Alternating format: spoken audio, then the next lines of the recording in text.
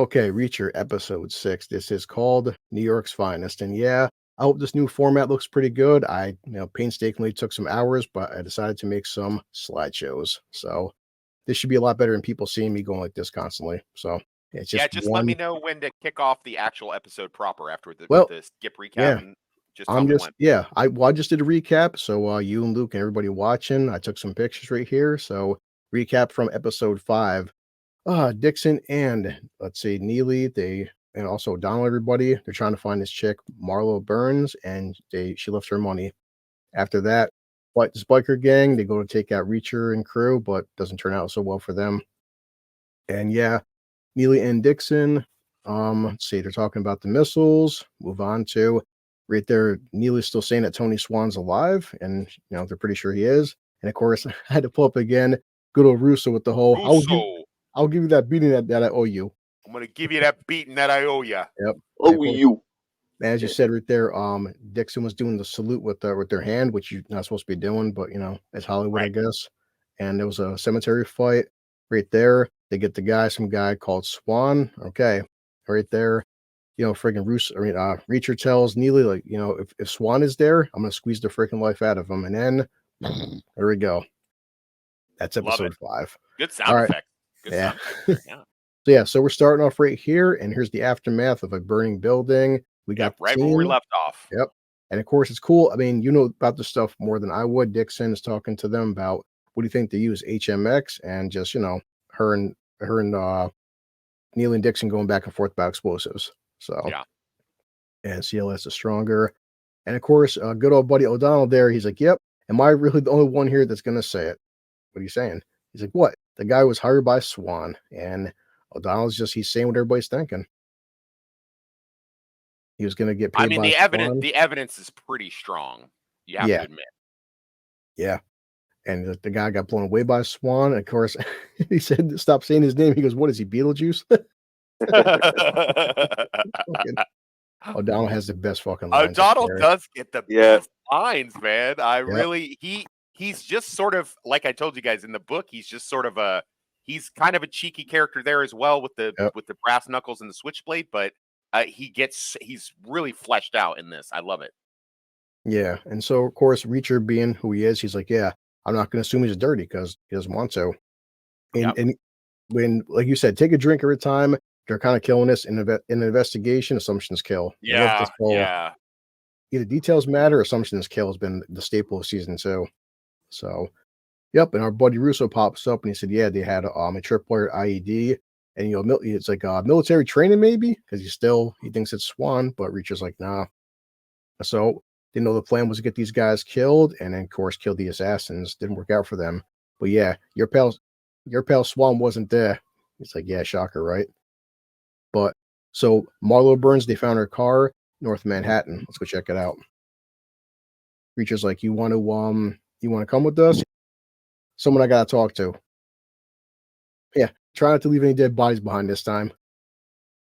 Of course, O'Donnell yet again. I like that guy. He's like the angry, pissed off detective, and they're like, from that movie. Which movie? All of them. All of them. Yeah. Yep. Got some good lines. The dialogue is just really sharp. It's like quips, but it doesn't dilute the dark tone. Yeah. Yeah, it's not like MCU exactly. quips where everybody has something fucking funny to say, and the people who do say stuff, they're saying stuff that would be consistent to their character. Thank you, consistent to their character. They're not going to say, Reacher's not going to have the funny quips. The O'Donnell's going to do it, and again, I can see a lot of these things winding up on a T-shirt. Assumptions kill, details matter. Yeah. All right, so moving on, we find Marlo's car there and a whole bunch of parking tickets apparently. Friggin', and Neely's like, yeah, she dumped it off, and of course, what's first thing Reacher says? If I were hurt, I'd hit the head and grab a snack first. All right, he's not wrong. Yeah, so they figure, okay, the store's got some footage. They check it out, and he's like, yeah, the clerk says she just grabbed a burner phone. She was in a hurry. Let me keep the change. And of course, I love this part. This guy. Here. Yeah. He tells Neely, if you want to see better, you can scooch in. And she looks at him and you see Reacher. I don't scooch. He's like, she's not the scooching type. And none of this stuff is wasted. None of this stuff is inconsistent with the characters or wasted. And there's a reason why they had that scene for what happens later on in the episode. It had to remind you about her almost pathological aversion to touching people. Yeah. And of course, I'd take a picture for you, Wes, because again, Neely, details matter. Fucking said it again. So of course, yeah, she said, kids playing a Nintendo Switch. I'm like, you beautiful geek, you. I love her so much. This is probably isn't a big thing for obviously you, Wes, or maybe not Luke, but as being a gamer, she talks about that if we knew her gamer tag, we could track her to her IP address. What is that? What does that mean? What does that mean? And the funny part, but this actually like location. What's something location, which is online. It happens a lot with this term called swatting, because, like, say for instance, if I told people my gamer tag and they find out my information, they check your IP address. Just like right now, my IP address to my computer is where my address is at. And people in the past will be dickheads. This term swatting on Twitch. If they hate somebody, they'll I've seen that. And so but it's kind of like it's geeky. I respect how authentic it is, because with the right information, you can actually, check someone's address, their location, by their gamer tag. It's fucked up, but it's actually, I had to respect the fact that the writers, like, they know Neely. If Neely has her gamer tag, whenever she logs into her Nintendo Switch, say she's doing a McDonald's Wi-Fi, the McDonald's Wi-Fi will pin her ping and her gamer tag. So yeah, so she's like, we can find her anywhere because once she logs into Nintendo, we can find her. I'm like, that's fucking smart, but also scary. Just how nowadays, like, even playing fucking video games, they can track you. Like, I meant to, I didn't have my notepad with me when I was watching last night. And I meant to actually ask about that or Google it. Because, as we talked about in the green room, I Googled something else to find out if I was right about something. And I meant to ask about gamer tag. I didn't understand what that term meant, because, I don't game.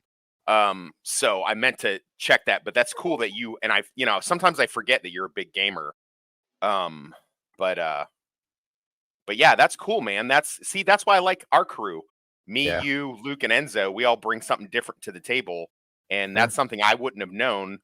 So if we had our own little special investigations unit, you would have figured that part out. And that is the benefit of having a team. That's why I do like season 2. Reacher everyone has different skills, and that's what everybody brings something to the table. Yeah. Right. So of course Dixon does ask Neely, like, okay, well, how can we find our gamer tag? She says, well, go back to the house. Could be on another device like a smart TV, which again does happen. Most people nowadays, it's becoming more frequent where it's like you could have Nintendo and your TV and say your Xbox, and you have all the same information on different platforms. It's not hard to track somebody, like, so. And of course, Reacher says it again. Ever tell you you're smart, Neely? Yeah, not often enough. And I don't know why I just laughed right here, because it's a small detail. It's time for Reacher to change it from the suit, and I keep thinking to myself that in a convenience store, a guy of his stature, I just can't see them having his sizes in. Yeah, this is the least believable thing, because I go to get like a Kansas City Chiefs jersey or something like that from they have all the Chiefs and the KU stuff here. I can never find something in my size, and he's almost twice as big as me. So, I go looking for I go looking for a triple XL, because I have huge shoulders and stuff. I can't get nothing, and I'm nothing compared to Reacher. So, there's no way they just randomly had all his sizes right there. Yeah, so because in the last couple of episodes, they were actually in a tailor shop, weren't they, where they could get it tailored. Like the suit getting tailored for him, that I buy that. That's fine. I'm okay with that. And if he had just grabbed like a sweatshirt or something, like maybe they had like a quadruple X sweatshirt, I could buy that maybe. But him just having a whole thing of clothes just randomly right in there, no, I don't think so. Yeah. But I do like the fact that they reiterate the fact that he's broke and Neely is the rich one, and she has to pay. She has to pay for him. It's true, though. You know, it's West with the military. She's like, yeah, just like the national debt, it never has to be repaid. Yeah. Of course, I don't know why. That's just cute in a Clark bar. Like, your big ass needs more than a Clark bar. Come on. Well, we see him eating again in the next scene anyway. So here we go. Yeah. God, I love this guy. This guy's got to be one of the. He hasn't even done that much stuff yet. And and what are we calling this guy? We just calling him AM. Is that what we're calling him? Yeah, because we don't know his actual name yet. Because he has so many. I think he has like multiple aliases. They're all AM. Yeah, because he has different pseudonyms. It's like Luke said, when someone's undercover, you keep that first name so that like when they refer to you or whatever. so that probably makes it a little easier to remember. One of the great things that Miami Vice always did when Crockett and Tubbs went undercover. And so he has a run-in with a cop right now, and I guess because she mentions Pennsylvania. Now, I'm not sure about you guys. Well, obviously, Luke, it's probably different, but I'm in New York, you're in Kansas. I know there are certain states that really are anal about the whole keeping shit in your rearview mirror thing. And because she's like, that's why she pulled over his car for it. She goes, yeah, they don't like things hanging in the rearview mirror. Every state has different laws, so it's not, I mean, it's like seatbelt laws. I go to my friend's house in New Hampshire, no seatbelt. In New York, you better have a seatbelt on. So I can buy it. This is a problem. People don't realize how hard it is to be on the lam. As someone who's been on the lam a couple different times, you have to make sure that you know what each state's laws are, because any kind of hard look, obviously we don't live in a fascist state where they're just randomly hitting people up. But if you do something to draw attention to yourself, you got to make sure that if you got a stolen car, those plates are swapped out, because in 24 hours it goes into the national database system. And every squad car is equipped with a thing called LPRS, license plate recognition software, and they just automatically ping every single tag that they drive by. They don't even have to run the plate, as the expression goes. The computer does it for them, and it just comes up red, blue, or green. And if it, or excuse me, red, blue, red, yellow, or green. And if it's yellow, it might mean expired tags. It might mean, well, if it comes up red, it's going to come up as a stolen vehicle or at least a stolen tag. If it's green, they can let it go. But then, like, him having something hanging from, the rear view mirror, that is enough to get you not only pulled over, but she didn't pull him over. She was just doing a monitor of the restrooms. That's the problem. If you're out on the highway, you're a lot less likely to just randomly get pulled over. But you have, everybody's got to go to the bathroom. You go use the restroom, you stop to grab a snack, you stop to grab, a couple hours of shut eye. And that's when some random cop, just being nosy, looking to make a little extra money by giving somebody a ticket. But this is like a criminal's worst nightmare, is just the random cop, because it's just like, as soon as they run your shit, you're done. Yeah. Now, and to her credit, because you said, officer, would you mind just give me a warning? Okay, no problem, but I still need your license. What do you mean? She's like, oh, official warning still got to be written up, and I need your license and check your registration and stuff. And sure, yeah, no problem. That won't be an issue. Yeah, it's like this was one. Yeah, this was one problem I had. Why didn't he kill her before she got on the fucking radio? Well, because you feel he didn't have to. It's like, because I mean, Wes would know this. If you're on a run like that, you're trying to keep as little exposure to yourself as possible, because you're still the more like, it's just more work to once you start leaving a trail of bodies, it's an issue. Right. And he was probably checking the surroundings and doing the math in his head. Okay, so if she runs me, I'm done. But if I can just go ahead and, like, maybe she'll change her mind, and just because he's quite charming. And it's definitely something where she should have just, she'd have gotten to go home to her husband and kids if she had not been such a stickler for the fucking rules. So he's hoping that just a cursory glance of the license would help. And he's probably looking around. What we don't see right now is she's on the radio. He's probably looking around and checking to see, hey, is there anybody in the parking lot? Is there anybody nearby? Yada, yada, yada. Let me just meander over to her real quick and then do his thing. Yeah, and I did like the small detail right there after he kills her, because of course when she runs his license, hey, dispatcher, there's been a homicide with that license plate and everything, and a doctor, and oh shit, of course, so he kills her. But right there, he's got to grab her dash cam. He wipes out the dash cam, and then takes the memory card out of the dash cam too. So of course, no footage. No, you don't want to see him. So again, you try to avoid all that. That was an extra 10 minutes of work that he wanted to avoid, because now he's got to fucking have a body out there, and it's slowing him down. It's, so yeah, right there. We have an interstate alert on Dr. I can't say his name, Ellsby, but yeah, he was a victim of a homicide robbery in Chicago, Colorado. And right there, precaution, backup's on the way. So now he's got to worry about, fucking top of just killing her, a bunch of backup coming in. Now a bunch of state troopers and cops and shit. You're trying to avoid all that, Right. I did like this too, again, being a gamer. Now, you could say that, the kids play Nintendo Switch. This is an official Xbox dashboard. I'm like, good on the writers, Neely. But Neely did say, because some people could say, well, I thought Neely said that she's playing Nintendo. She also did say that the kid does play on multiple platforms. So right there, she's looking at her Xbox account. many Okay. people, myself included, my PlayStation Xbox account, I have the same gamer tag. So Neely's like, it would make sense that Okay. her Xbox gamer tag probably matches her Nintendo gamer tag. And I'm like, Okay. that's so fucking slick. I just like as a gamer, I'm like, man, you guys did your fucking homework. I'm really impressed with this shit. Nice. But of course, like Reach is Neely like, is Neely is every gamer nerd's ideal girlfriend right here. God, yeah, she is. And she's hot. Oh, so But plays video games. and of course, Reacher being a badass, I can't believe people play these things. And of course, Dixon's like, yeah, I did some work for a guy, $1 billion company and shit, but in friggin' hello there, Reacher, man, you gotta be shitting me. And of course, Neely's like, yeah. Neely's like, you should try a first-person shooter. What did Reacher say? I am a first-person shooter. Sure. Oh, I am the first-person shooter. Yeah, it's like guys like Reacher, like, why would I play Call of Duty for? I am Call of Duty, like.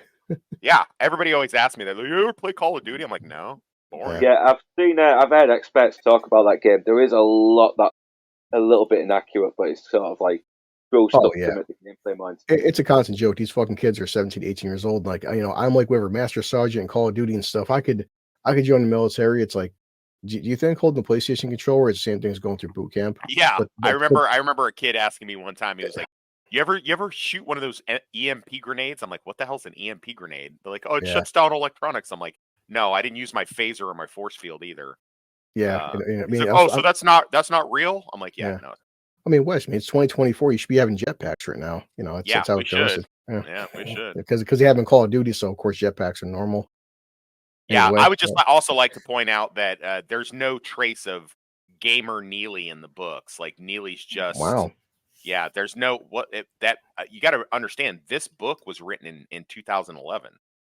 Okay, Did they even have Nintendo Switch in 2011? Oh hell no, no. Like I said, and even Xbox, she's playing on Xbox One. There wasn't Xbox One 10 years ago, so yeah, it makes total sense. Yeah, but yeah, so of course she says right there, she does a lot of cross-platform games, and of course Neely has to have an account, so she's like, yeah, I'll log into my own account, and when she comes online, we'll find her. So yeah, is Dixon fingering a engagement ring there? well, I mean, her husband died, right? Wasn't that the premise? Or she Her got divorced from husband her? died, or I she thought, left her husband because he was boring.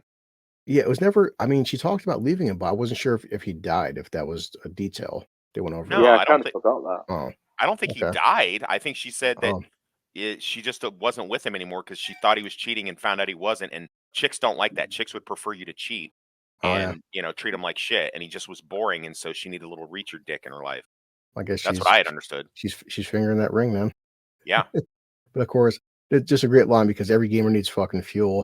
Neely's like, need some gamer fuel, and he's like, yeah, O'Donnell, see what she has in the kitchen in the way of breakfast cereal.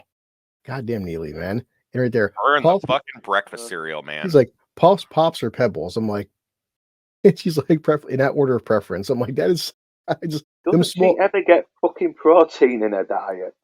Not chicken or beef. Not. Apparently not. It's not gonna do her muscles any good if she's doing this shit. You need protein.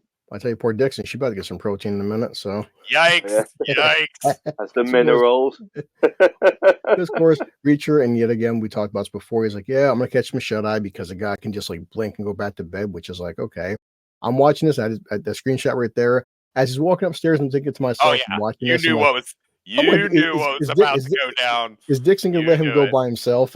Yeah, she's like, all right, time to get a little dick. Time for a little protein injection. And it's just like, man, about 3 seconds in, he just closes his eyes and just he's out. And of course, wait for it. And FYI, I can do that, by the way. Just so you know. Some people can. I'm like, it's a skill, but yeah, we're called sociopaths. I can only do it in a car, which is weird. I don't know why. I can do it, and I can do it on a ladder. So of course, the door opens. You hear like, oh, she's like, yeah, she's looking at him and stuff, and we've been attacked by bikers, shot up by hitmen, almost blown up. Look at that shot for you guys. Oh yeah.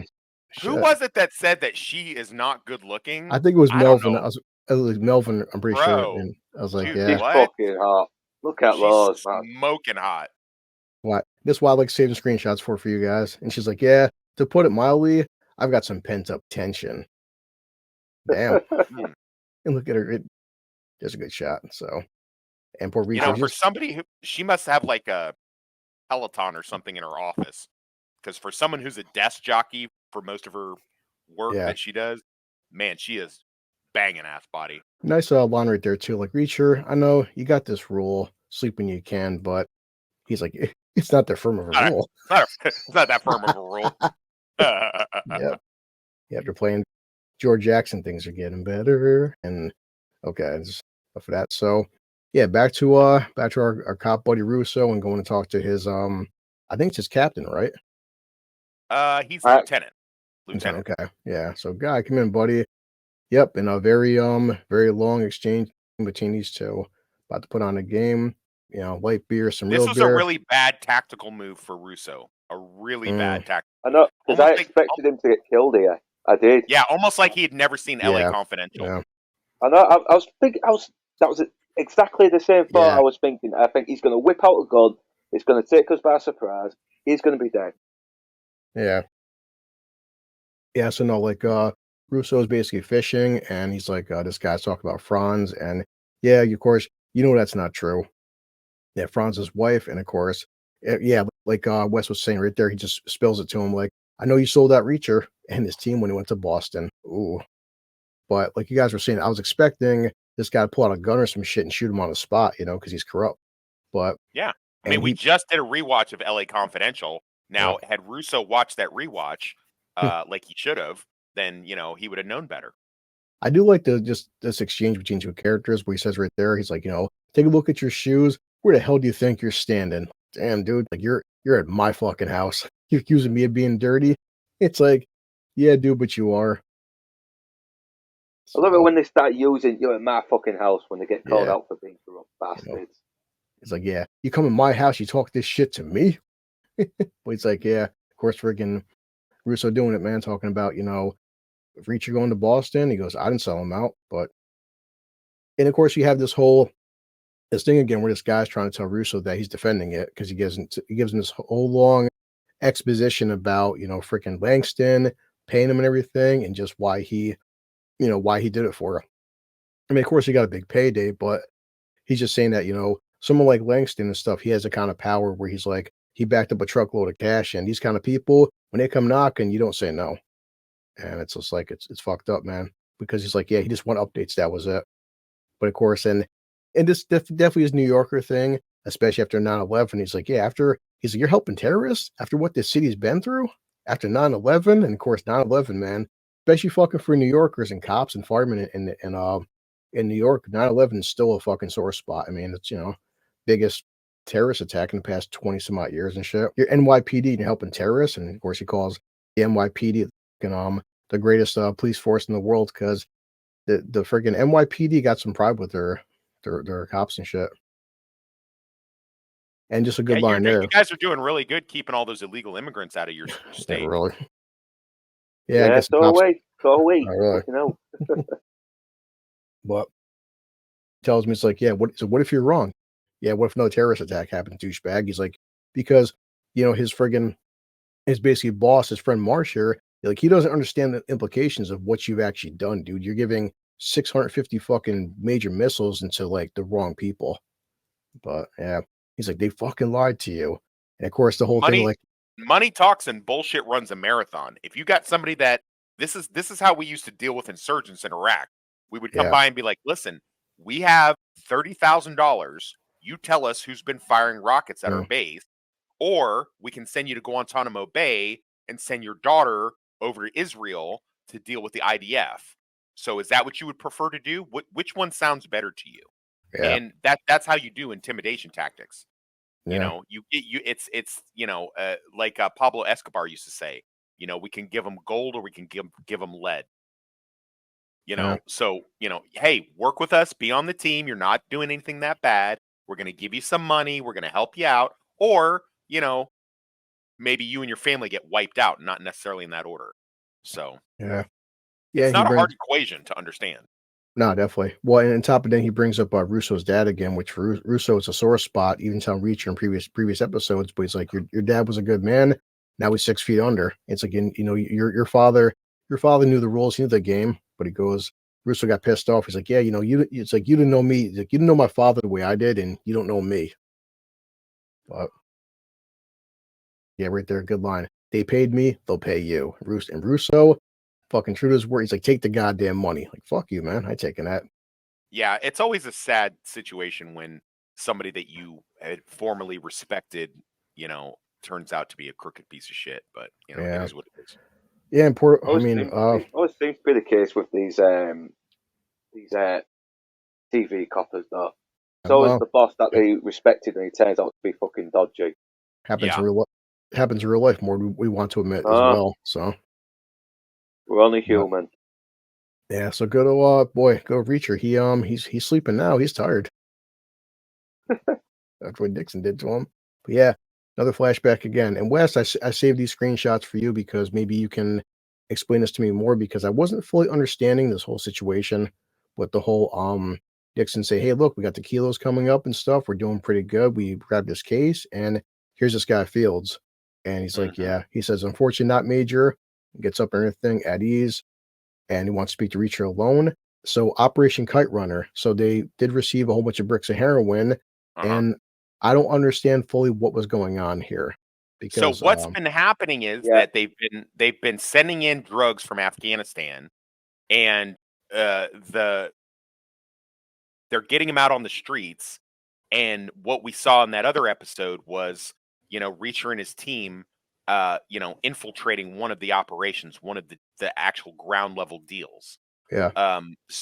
And this has been one of those things. Now somebody has obviously gotten to the lieutenant colonel, and maybe the colonel above him, and just said, because a colonel saying something like, "Oh, the colonel doesn't want to sully his reputation or mess up his promotion," that's ridiculous. A garrison commander would love to have, "Hey, look at this big bust I did right before I got my star." That would be a great feather in his cap. So this is all bullshit. This is this Okay. guy who they keep showing, and he is going to show up later on. I guarantee you, he's going to show up later on in the Yeah, he's thing. corrupt. Yeah. And this is just showing that he's corrupt. So it's kind of juxtaposed against what we just saw with Russo having to deal with his lieutenant, telling him that this is just the way that things are. Politics, bureaucracy, blah, blah, blah. And as you get higher in the top, things start getting more and more muddled.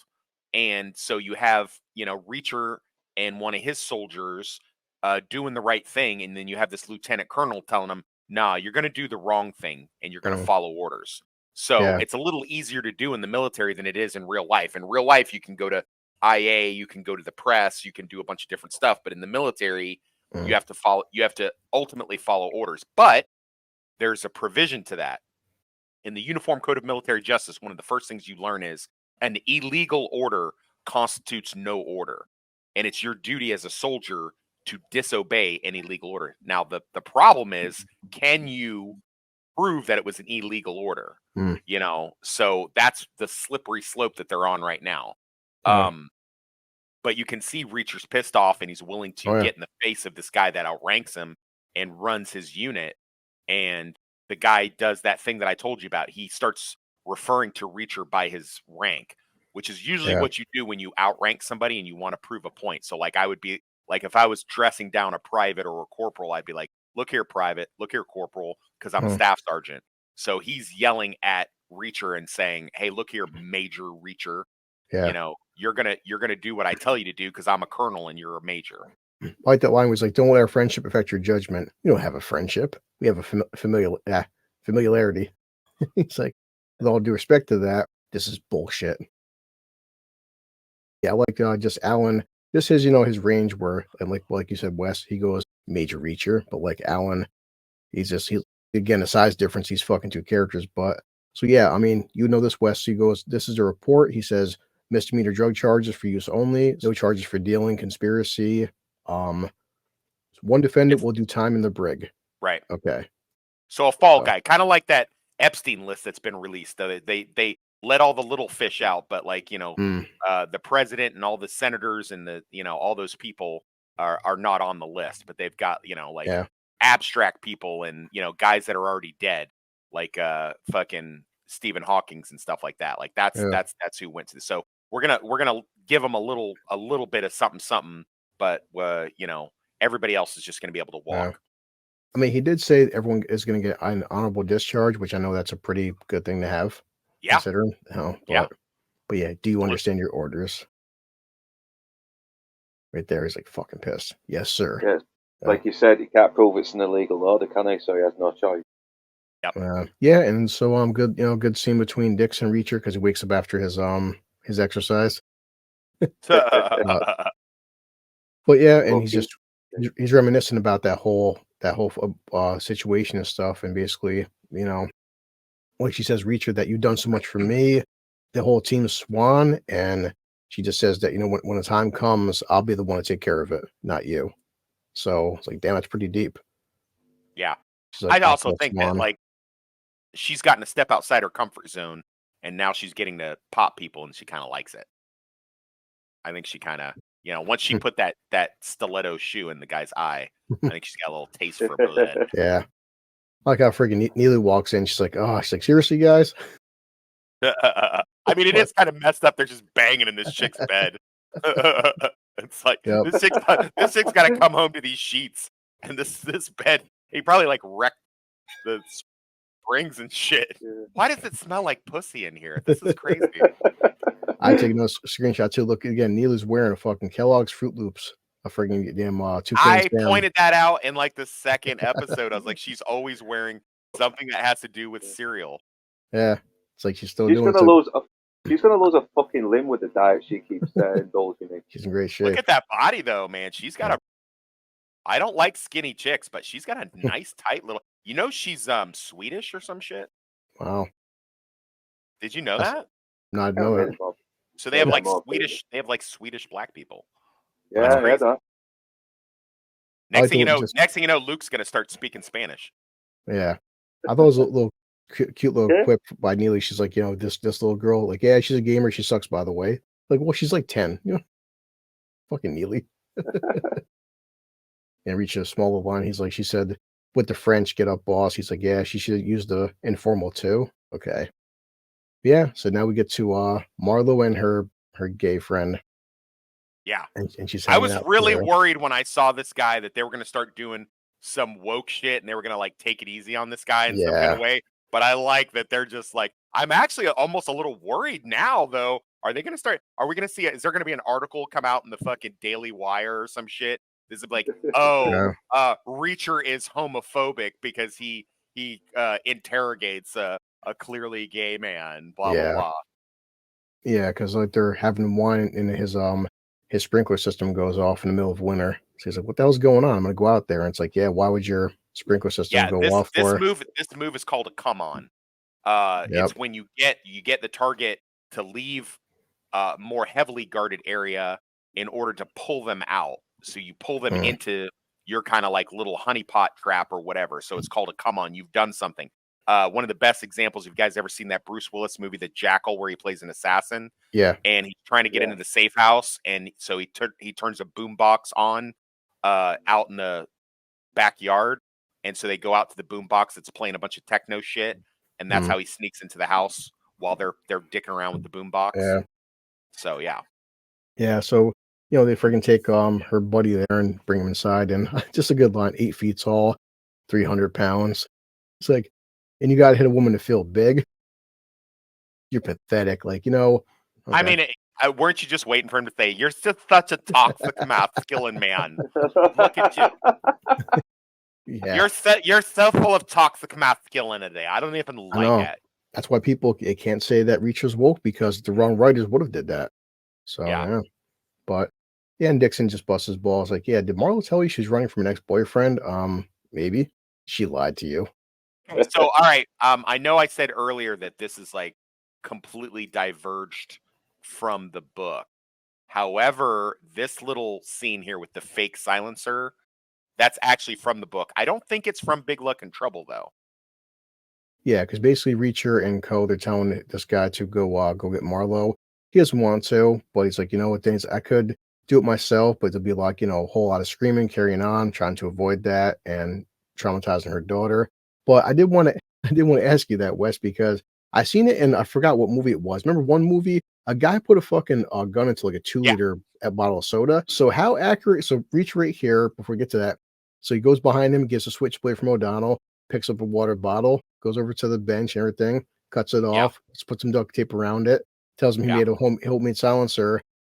Is there any accuracy to this shit? Like, is it accurate that he would do that thinking that the guy would recognize it from a movie and it's total bullshit, or is it accurate that it would actually work? Would it actually work?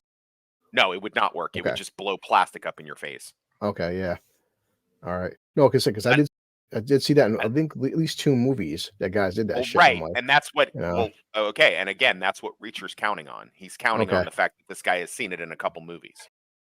Nice, yeah. Homemade And silencer. that's also a scene from one of the Reacher books. Maybe this one, I'm not 100% sure, but I remember reading it and going, "Thank God somebody finally addressed that shit." Yeah, nice. So, Yeah, he tells him, "I'll shoot you in the leg or shoot you in the head." And Marlo, come here for a second. He goes, "Sit back down." He's like, right there, just Reacher, him and fucking O'Donnell. And actually, all 3 of them start laughing. Can't believe you fell for that. yeah, It's 16th inch of plastic. right. The thing is, An actual, mostly silencers don't actually silence the gun blast anyway, do they? They just sort of delay the correct. sound. Well, one, they're not. There's no such thing as a silencer. It's called a suppressor. And number 2, they're drilled and filed metal. And what they basically do is they cover up some of the explosion that comes out. But what they also do is they screw up where the bullet winds up to go. So they're only good the for momentum. close up, and they start to turn into pieces of shit almost immediately. So each time you fire it, it's like it's a limited. You get maybe 4 shots before they're completely destroyed, unless they're like the highest top end ones that are specifically designed, and your bullet is like something like a 22 or something like that. So it's It's got to be really, big as well, don't they, to really suppress the sound. I mean, if you really wanted to pop somebody, not saying I would ever do this because it would be obviously murder and illegal, and that's not right. Yeah. But if you really wanted to do it, just take your pistol, grab a big couch cushion or a pillow, put the muzzle against the pillow, and put the pillow against the person's forehead. Yeah.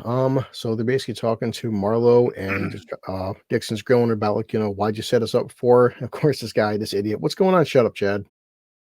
Shut up, Chad. Dixon says right there, either you're a chump or you gladly threw us into the lion's den. And of course, I think it was just funny as hell how they break down all the stuff that that freaking Langston threw at these guys, and he just took them down because she says, I didn't know about this shit was going on. And she just breaks down what basically is Swan, where she met Swan and she got friendly with him and stuff. And she's at one point says that I feel like, I trusted him. I think that he trusted me. And what O'Donnell says right there, he's like, "Oh, so now Langston's in charge, but not Tony Swan." She's like, "No. Swan was the one trying to stop all this." But dun dun dun. And a really good line too. And Reacher gives like O'Donnell that kind of like matter of fact look, because she says right there, "If you knew Tony Swan, then you'd know he'd never be involved in something like this." Reacher's like, "Some of us do." I mean, to be fair, the evidence was, things are usually simple. If you go into somebody's house and the guy's wife is dead and beaten to death, the husband did it.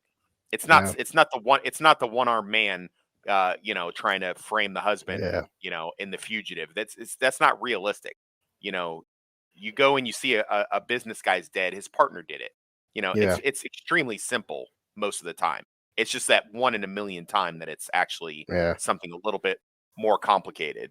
So I did like how she mentioned, she got Swan onto the team because, and a word I don't see that often, but she goes, the security team was incestuous. Like, wow, that's not a word. That. That's not a word I've ever. Yeah. I mean, that's been twice in my life. That's not a word used often. Like, good fucking writing. I could see that. I understood it immediately. The context. She gives a lot of exposition here that fills in a lot of the holes of stuff we've been trying to. Well, not me, because I already figured it out. But a lot of the people that are watching this were trying to figure out, like, okay, but why the bikers? Why this hitman team? Exactly. Why this? Why are they doing this? And she fills in a lot of those gaps. So she was kind of the myth. Why didn't she take the money?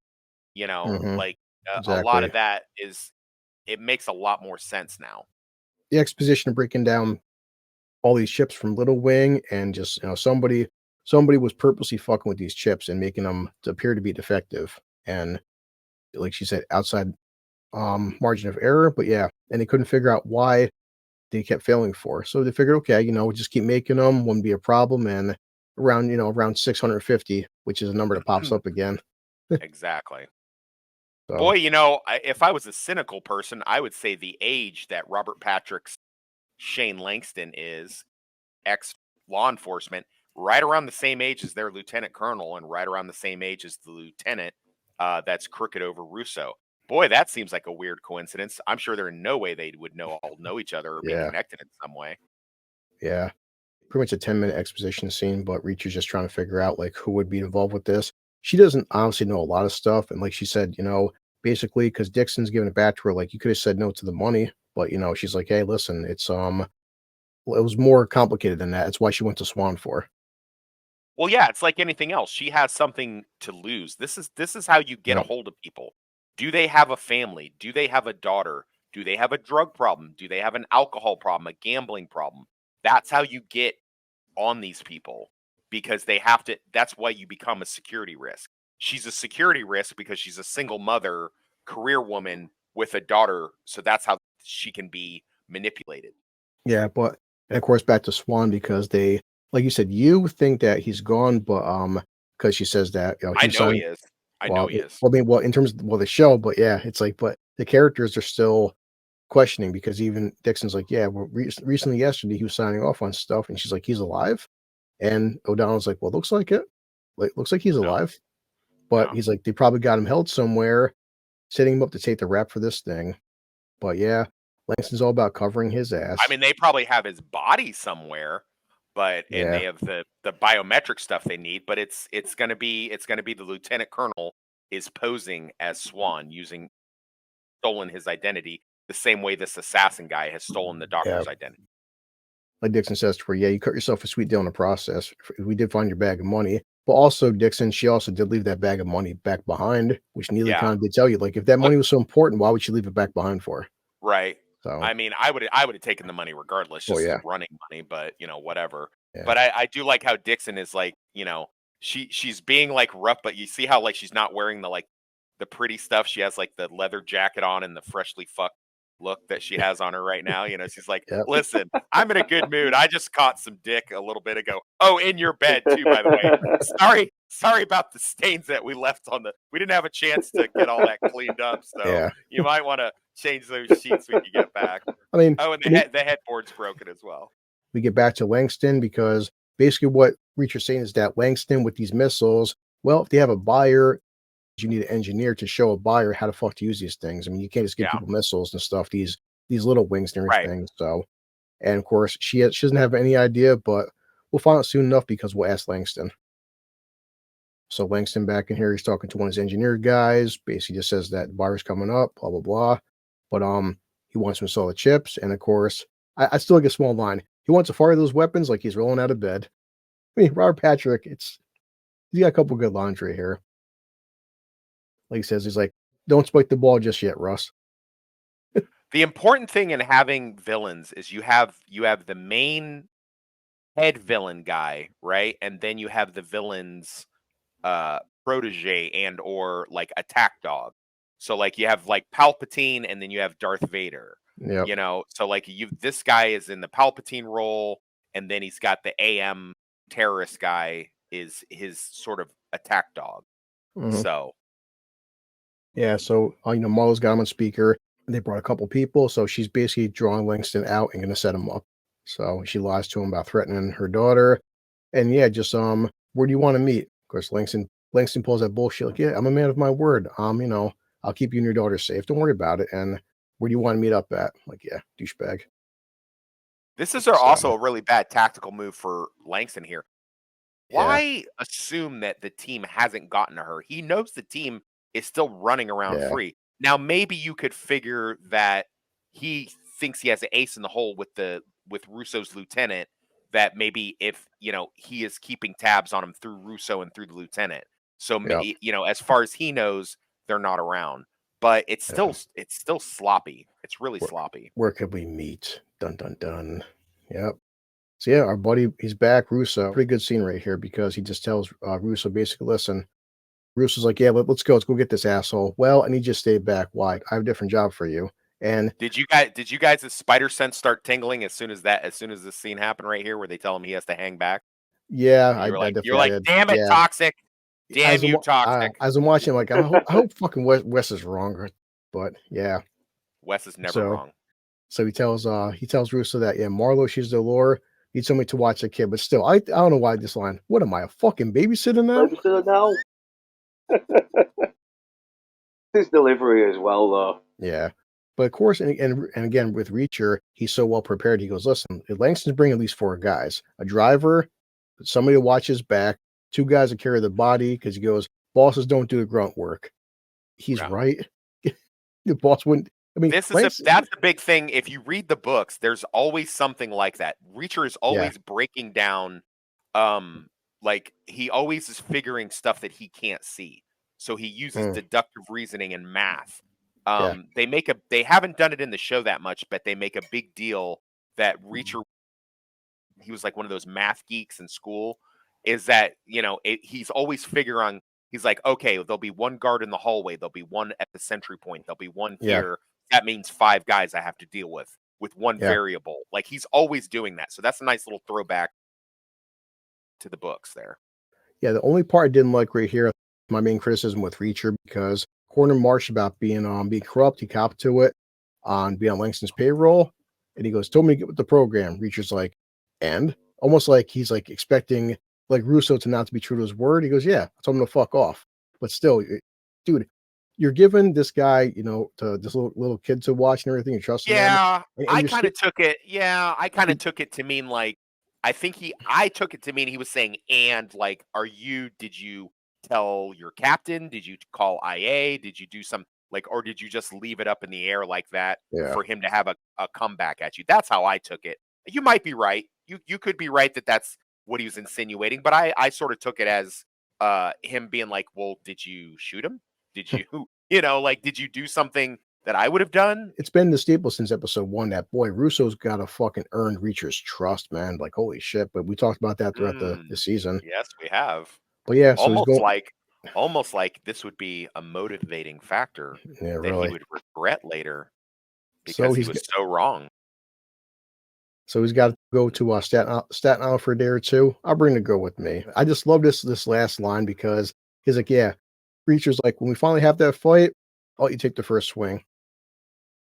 I don't need no handicapping, pal. Trust me. I don't have any like indication that Russo could beat Reacher, but also I don't think it would be a simple 1-2 hit. Like I think Russo will get some hits in. Yeah. I could be wrong, but just because Russo, he's got that smaller kind of like fucking tough guy Brooklyn thing where it's like I don't think there's no way he's gonna beat Reacher, but like I hope we don't ever hang out sometime and you're fucking get a couple drinks in you and you start thinking this way about me because I would fold your clothes with you wearing them, Chris. So just be aware of that. Hey, just because he's smart doesn't mean he can't fight, though. He's a tough cop in his own right. I mean, okay, yeah. It would have been a good fight, though. Reacher would drag him. It wouldn't even be a fight. So Reacher Needley right there.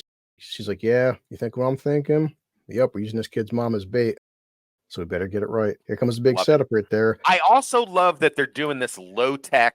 It would have been so easy. It would have been so lazy writing and easy for them to fucking have O'Donnell or even Neely be like, hey, I got these M226 earpiece things, like doing MCU bullshit. Go ahead and put this in your ear. We'll hear everything that you say and blah, blah, blah. But no, they go low tech like Chicago PD. And they're like, listen, just turn your fucking phone on, leave it on speaker so we can hear everything that you say, and we'll leave our phone on. Like, it's that simple. Like, it's so simple, and it's something that conceivably be done. I mean, you could get a Bluetooth or whatever, but they'd see a Bluetooth on your ear. But, I'm so glad they didn't do, like, NCIS, MCU bullshit. Like, hey, we got these, M226 mics that you can put in your parabellum mics you can put in your ear. We'll hear every single thing that gets said, and I'm glad they didn't do that. They're just like, hey, she's got her turn your phone on speaker and fucking put it in your pocket, and we'll hear everything you say. What happens? Yep. We're just gonna kill them all. You know, I mean, to Reacher is pretty simple, of course. Then we'll just kill them. So yeah, I don't know why. This scene right here with Russo is telling his kid, "You buckled up," and she's like, "Yeah, be nice to the kid." But Langston and the team they approach up ahead and easy, don't spook her. Let's get into this. But just the way he says this line, it's funny as hell because he goes, "It's gonna be okay. You're gonna like Staten Island. We'll stop by Aramia's," and he goes, "Get a chicken cutlet sandwich." The way he said sandwich, I busted out laughing. Luke, how much were you almost like waiting for him to be like, "Yeah, we're gonna go over there. We're gonna see my buddy Chris. He got the YouTube channel. He's a Uber driver. We're gonna go. He's We're like, gonna go get a couple of chicken cutlets and watch a couple of movies with him. he's like, He's a heavy drinker, but he's a good guy." maybe watching Adam Sandler movie or something. Like, and I still like Russo though, how tuned in he is and waiting for something. As soon as he's fucking back up, you see right there a car, two lights pop on. Russo instantly notices the shit. Like he's waiting for it, you know. So yeah, and he tells the kid, smart move too. Get in the back seat and keep your head down. Yep. And these guys, they ain't here to fuck around. He starts shooting. So shit. Yeah. And but then of course Russo, he's got to call Reacher like, "Hey, listen, I have a little girl in the back seat. I'm being chased by a car with multiple automatic weapons. Need some fucking backup." And then yeah, shit goes bad. So we have O'Donnell and Dixon up there shooting down stuff. Neely gets into the car. Neely shows up with the truck, and then Reacher and everybody say get into the truck. I did look right here. Reacher, you see him, he grabs like what, fucking 5 sets of clips? I mean, at least 4 or 5. So it's like Max. Sorry, yeah, Max. And he's like, "Yeah, listen, everybody go find Jane, help Russo. I gotta sit here. I have to stay back and take care of this shit." O'Donnell's like, "I'm staying with Reacher." Like, nah. He's like, "They got automatic weapons. Gotta help out Russo, man. You all need to go." Of Well, course. he didn't want O'Donnell getting popped during this, and he kind of thought this might be maybe a suicide mission, but he also figured he could at least take these guys.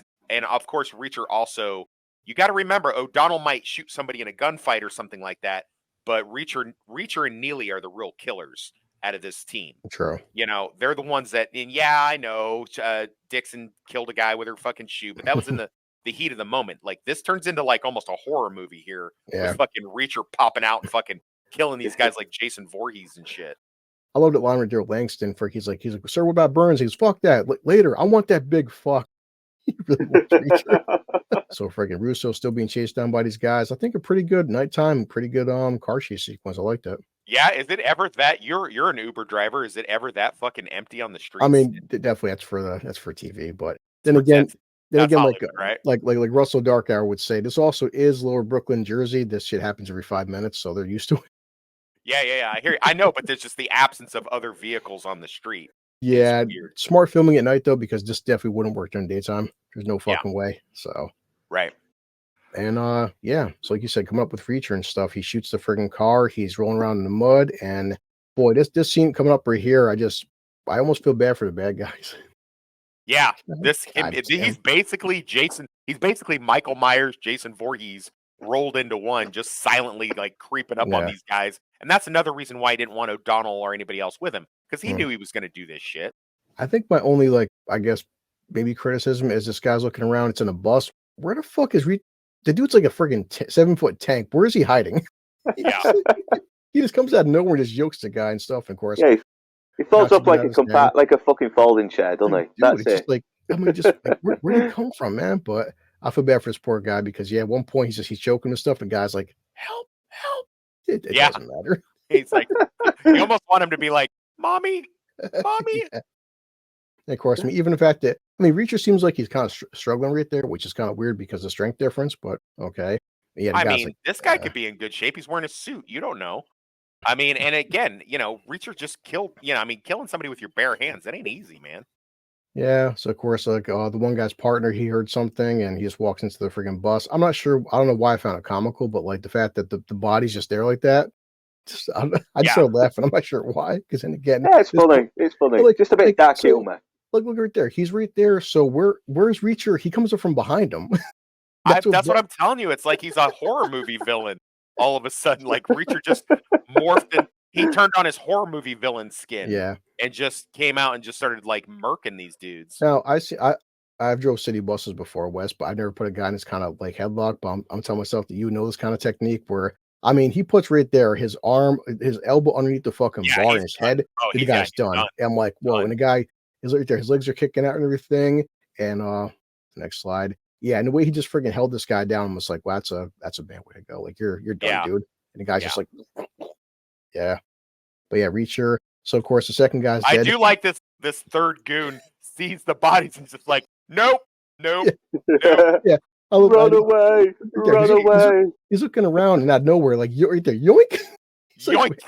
Yeah. Again, I'm like, how did your big ass get under there? Like, Jesus Christ, man. Like, and of course, look at the guy, he's fucking sweating for him.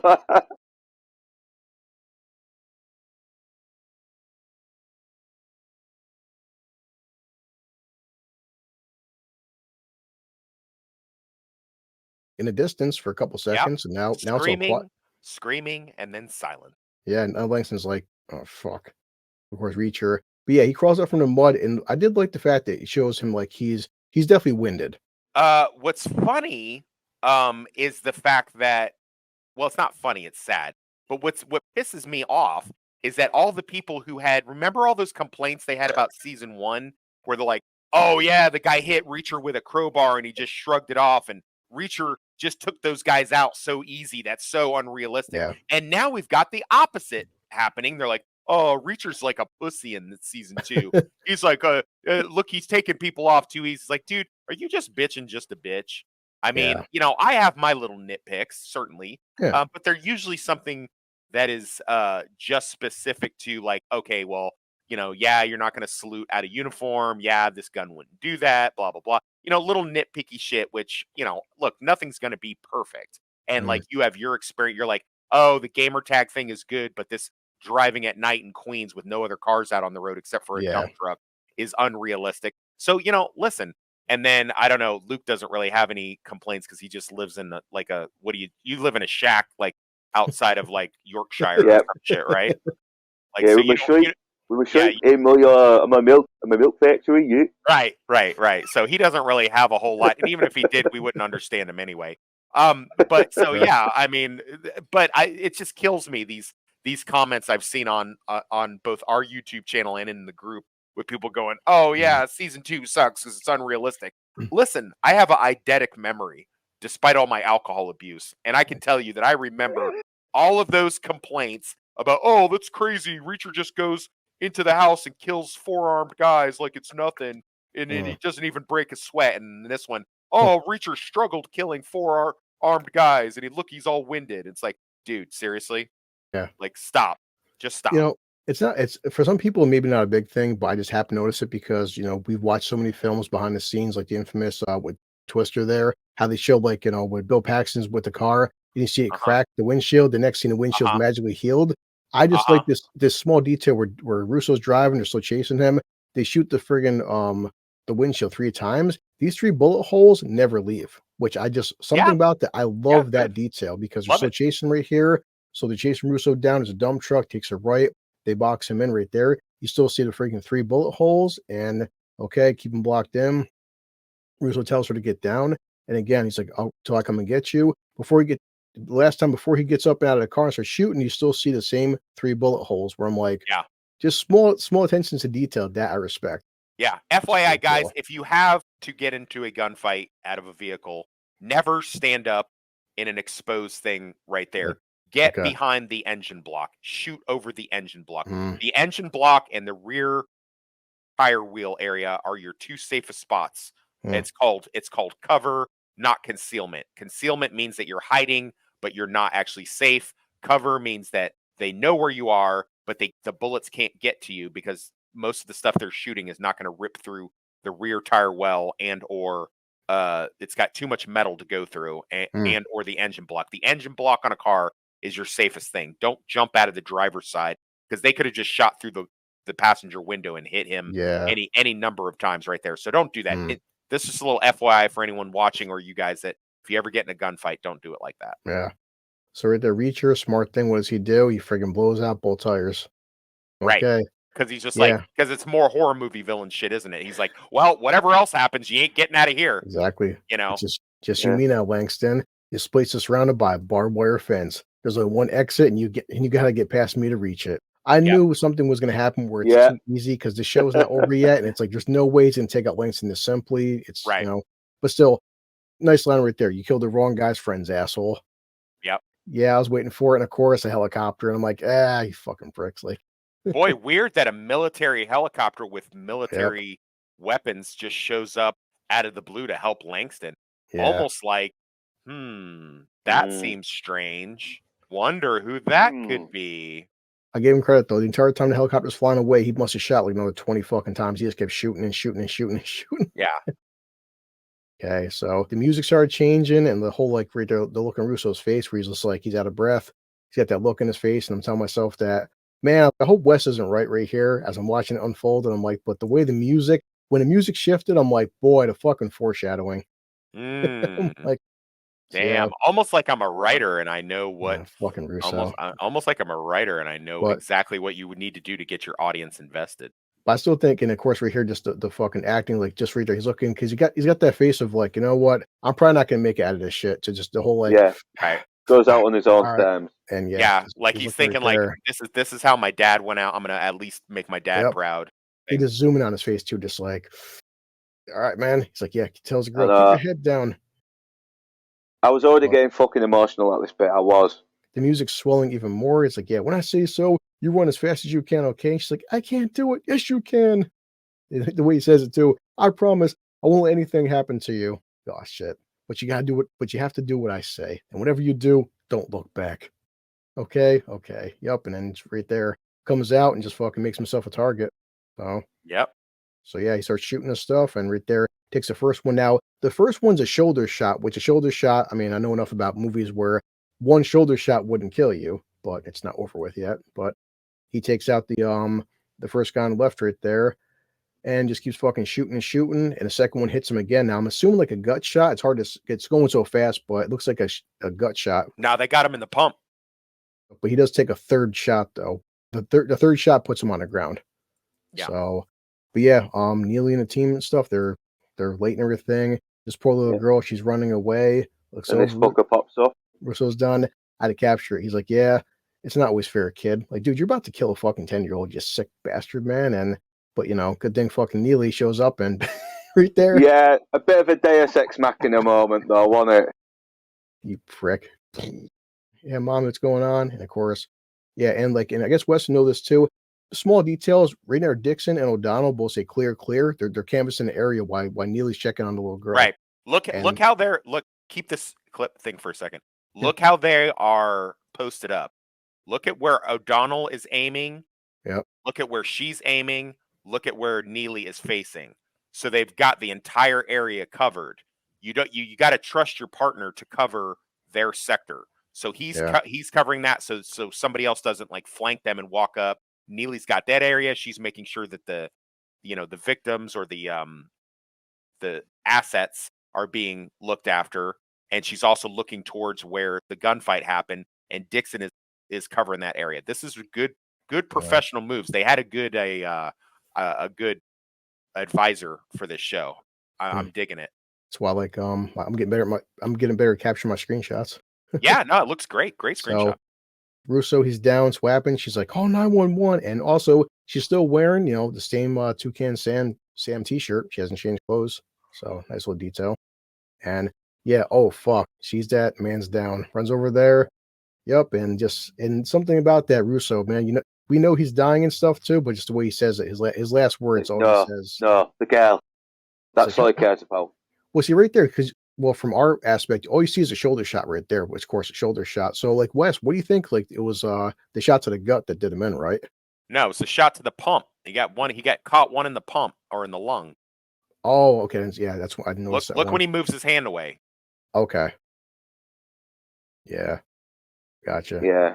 Yeah, that got me that when he said the girl. Yeah, she's okay, she's safe, and of course the scene coming up right there. I just had to man, it didn't hit me the first time, but as making these clips hit me the second time with the way the music's swelling and stuff, and just she's looking at him and what she do, he puts up look at her facial expression too, just like you can tell, man, she's so true to Neely's character. We're like, man, it's like a good 10 seconds. We're like, I can't do this shit, and just and he's looking at her like, please. Yep, and she looks away and just like, fuck it. I'm like, oh man, and the music's swelling even more, and I'm like, yeah, Yeah. that got me. That got me. That's called character development. Jesus Christ. And even too the way she clamps it on too, and she's holding his fucking hand, man. And she's always been weird about touching people, hasn't she? But Yeah. she does it in this guy's last moments. And she puts his head in her lap. So I'm like, wow, man, fucking, I and just know. like That is and then powerful shit. in like the really last second right there, after she's cradling his head, she puts her second hand into his one hand. She's holding his one hand as she's dying with both her hands. And you're thinking, yeah, just as the music swelling and everything, and just holy fuck, man. It's just it got me more the second time watching and just appreciating like how everything's surrounded by just this one scene. Fuck, man. So yeah, ambulance is on the way, but too late and shit. And just his dying moment, he looked up at Neely. Shit. And Because fucking you have to have a motivating purpose. You can't just have a simple.